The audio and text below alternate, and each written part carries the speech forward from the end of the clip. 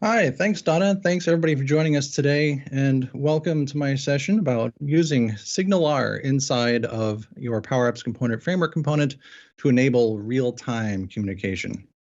I don't think real-time communication really needs to be sold. Synchronizing different apps, different users on different environments is always a good idea, no matter what application you're trying to build, and getting that data in front of somebody as soon as it happens, as soon as it's needed, always a good idea.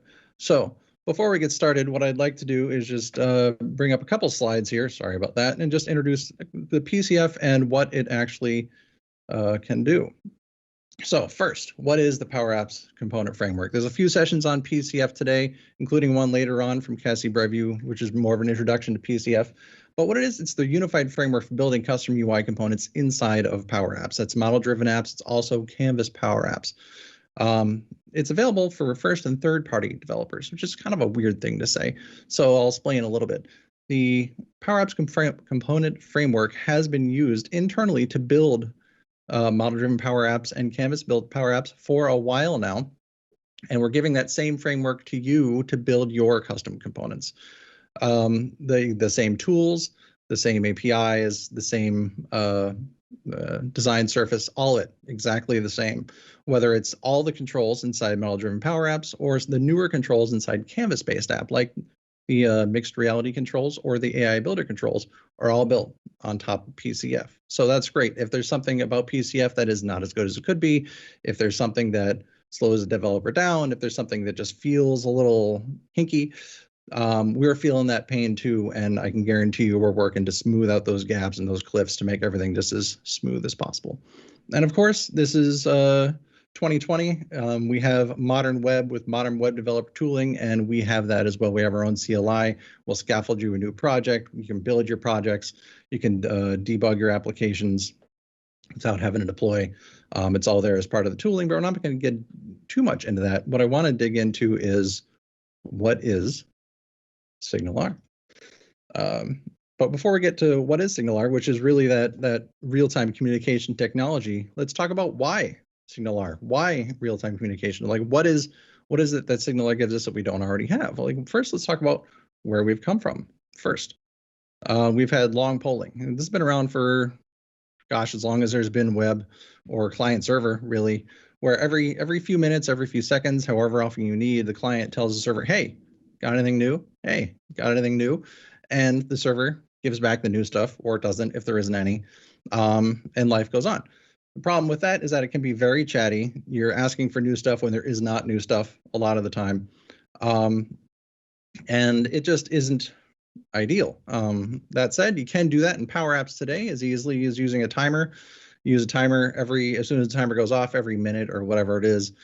Reach out to your connector, pull down the new data, and refresh. That's something that we've got. We can do that already out of the box inside Power Apps.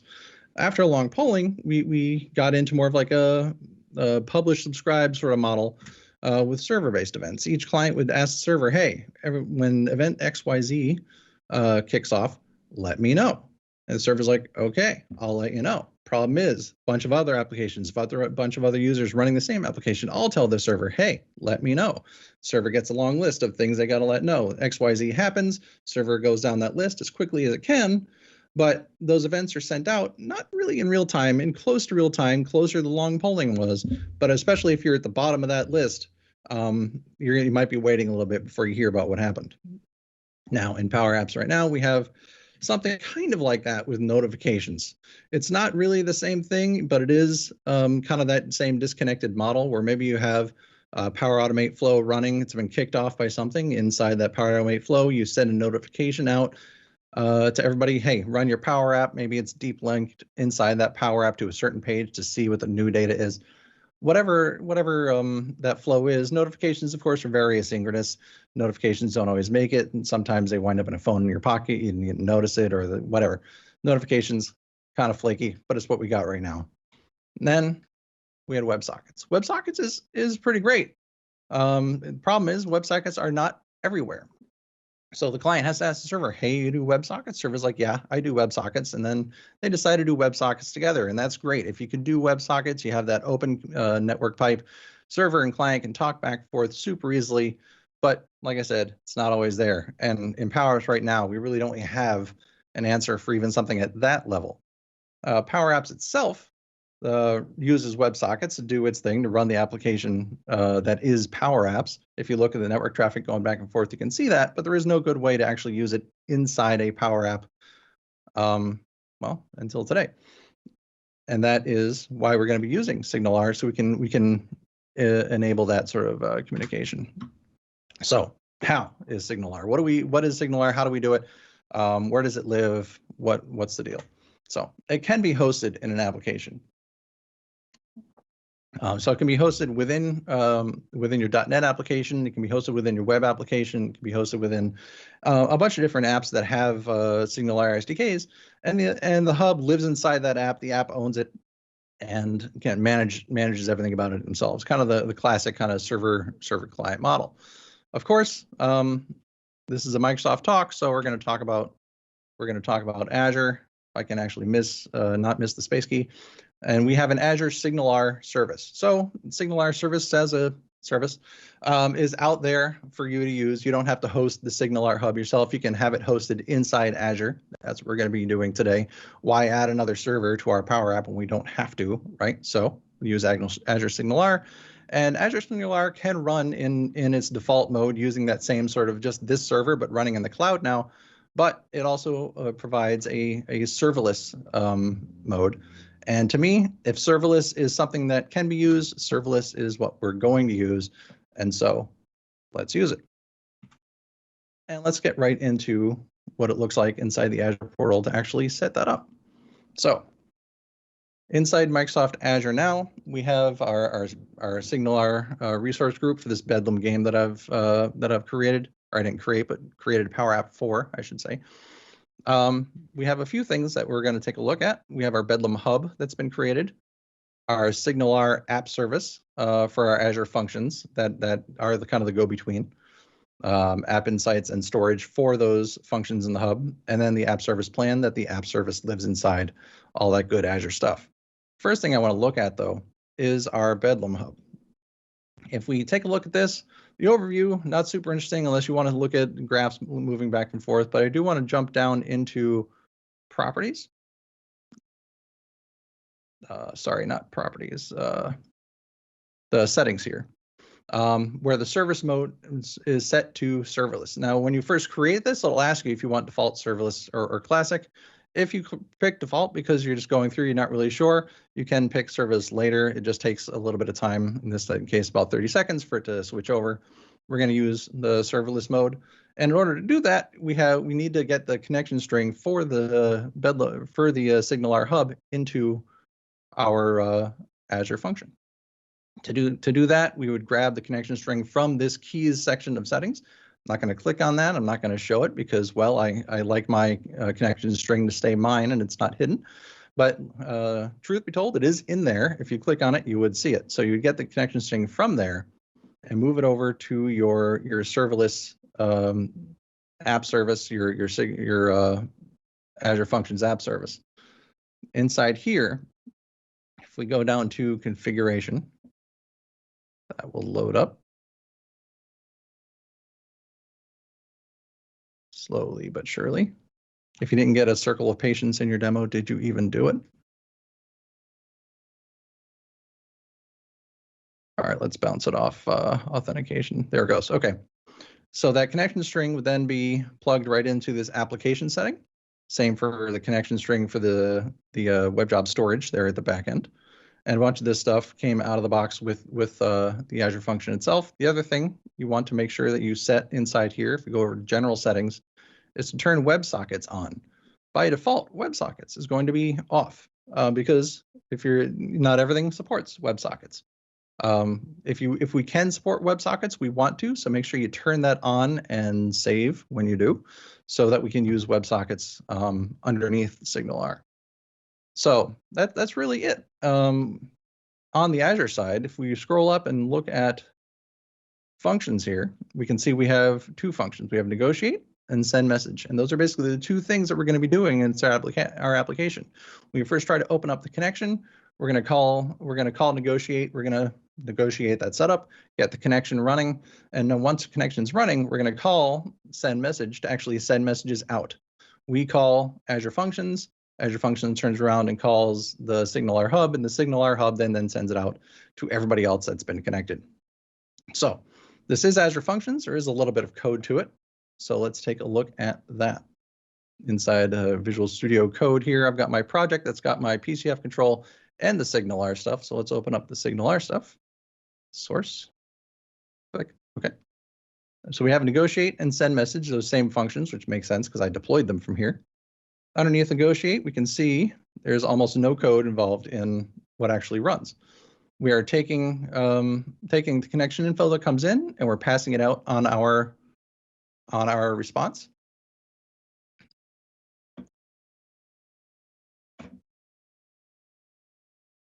And then inside our function JSON, we can see that we have the trigger that's coming in. We have our response that's going out. Then we have our connection info coming in on the hub name of chat. On send message, we have almost the same thing inside the function JSON there, but we have everything going the other direction. So say that same SignalR messages, but we're going out as a direction now. All right, so the index.js for that is just a little bit different in that we are checking to see if a header has been set. If a header has been set, we're going to set the sender attribute on the message that's being sent, and then we are binding our SignalR messages that we want to send based on what's come in. So we have our message come in. We're going to set a target of new messages. We have one generic message type. We just call a new message here today. And the arguments are going to be the data that we're sending back and forth, that message.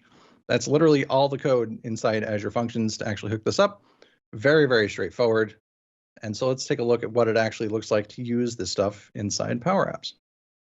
I've got two apps that I've created here called Bedlam. It's basically an apples to apples game, but for snarky technical people. But I've got two apps here. On the right, we have the table app, maybe the app you would run and then screen share for a bunch of people that want to play. And on the left, we have the app that each player would run to control what they're doing in the game. So first thing we need to do is click join up. We join up. There it goes. Okay.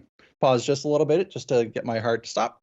And we see that we got my little user icon here as the first one and a bunch of other demo users just added on to round things out. And we're waiting to start. So let's go ahead and start. So we deal the cards out. We get our cards. We got a black card. We want to fill it in. We'll check off that one and play it.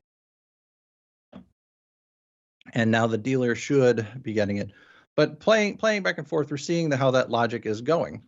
And we can dig into what it is that we're actually doing to create this back and forth by looking at the application.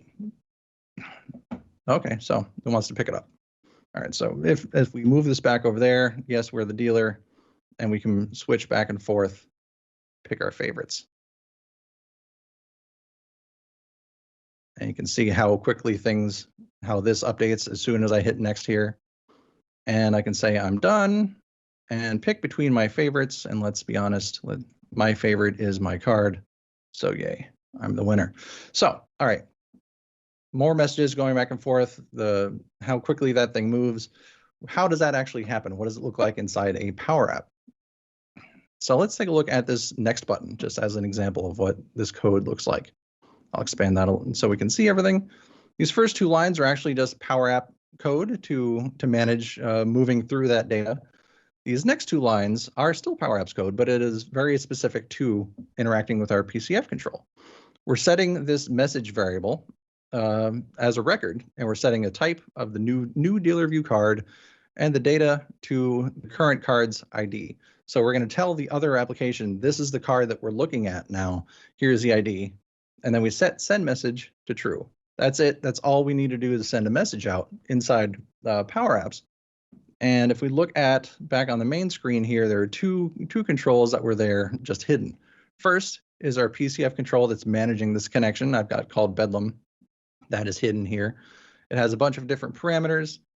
Send message is set to the text of that variable. So when this is set to true, we're going to send a message out, and that message record that we're setting is for the message data, which we can see is actually 380, and the type, which in this particular time was choosing the winner.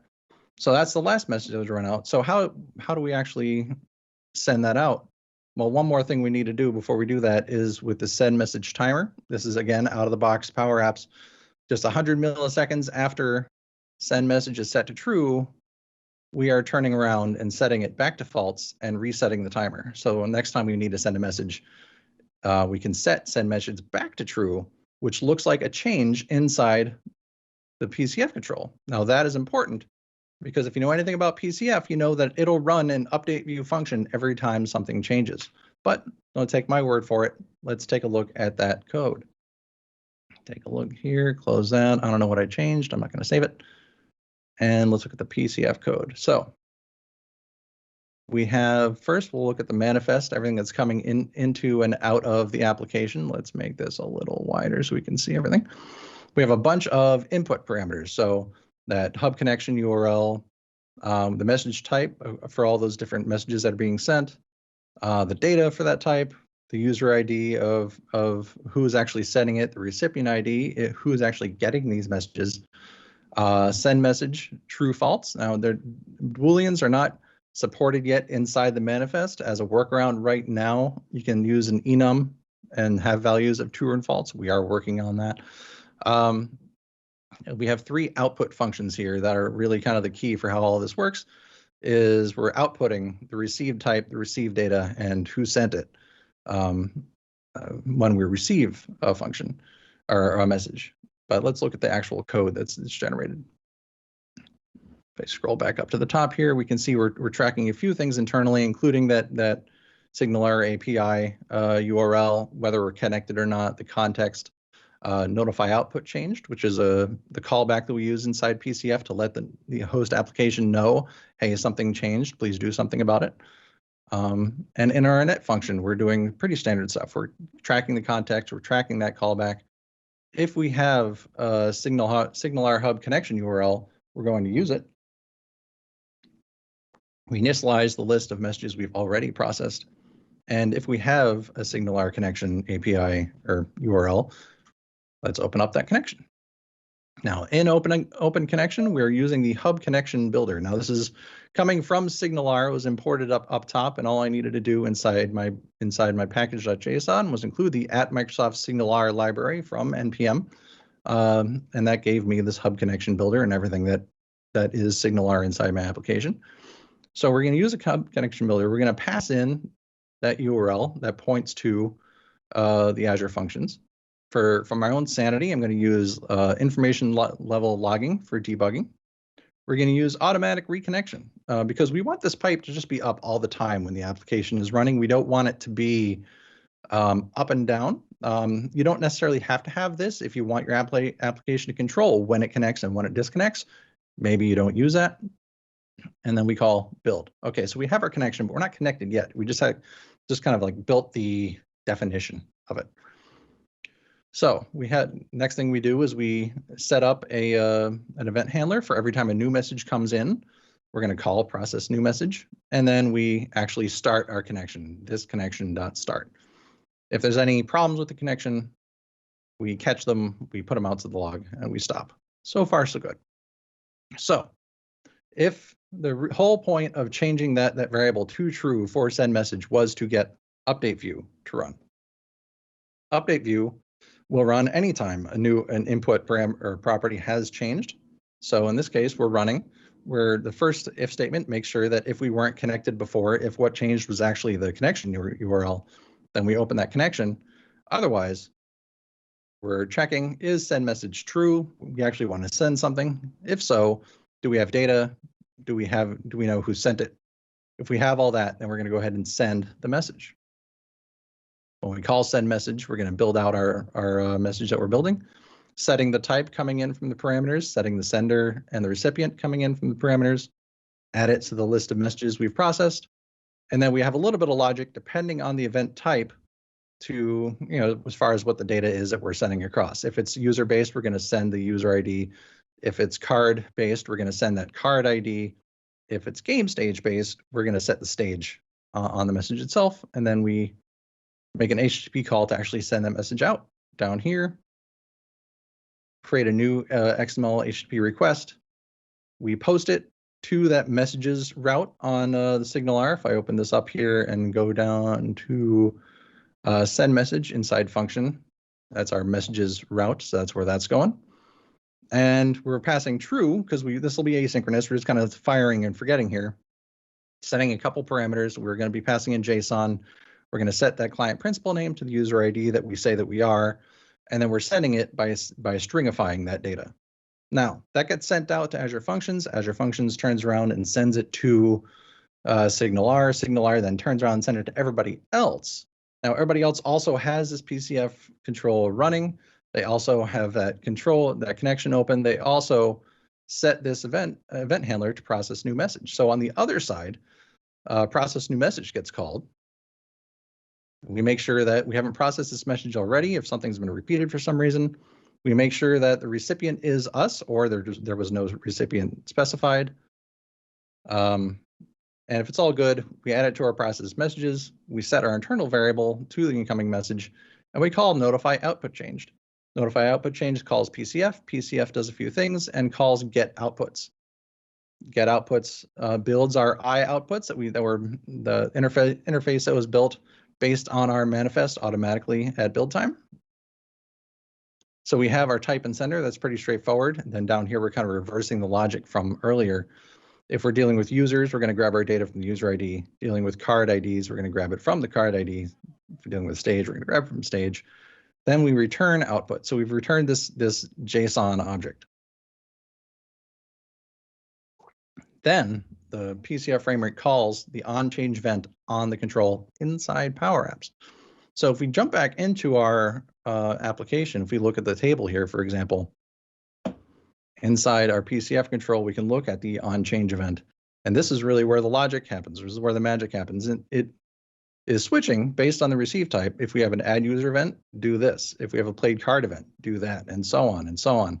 And the last one that we just sent, if we have a choose winner event, then we want to set that round winning card function and look it up against our master card data.